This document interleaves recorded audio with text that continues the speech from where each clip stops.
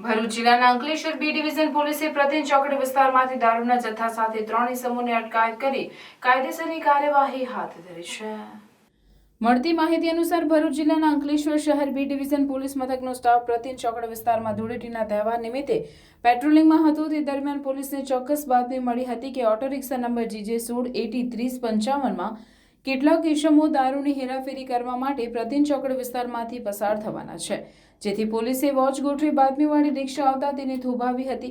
આ ઓટો રિક્ષામાં 3 ઇસમો સવાર હતા। પોલીસે ઓટો રિક્ષામાં તપાસ કરતા પાછળની સાઈડમાં મૂકેલ 2 કાળા થેલામાંથી વિદેશી દારૂનો જથ્થો મળી આવ્યો હતો।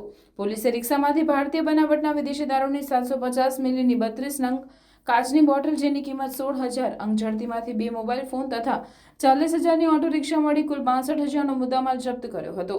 પોલીસે ભારતીય બનાવટનો વિદેશી દારૂનો જથ્થો રાખવા બદલ તેમજ પાસ પરમિટ માંગતા નહીં હોવાનું જણાવતા શૈલેષ ઉર્ફે જયલો વસાવા, અબ્દુલ જબ્બાર, અબ્દુલ ગની શાહ અને આકાશ પટેલ નામના 3 ઇસમોની અટકાયત કરી કાયદેસરની કાર્યવાહી હાથ ધરી હતી।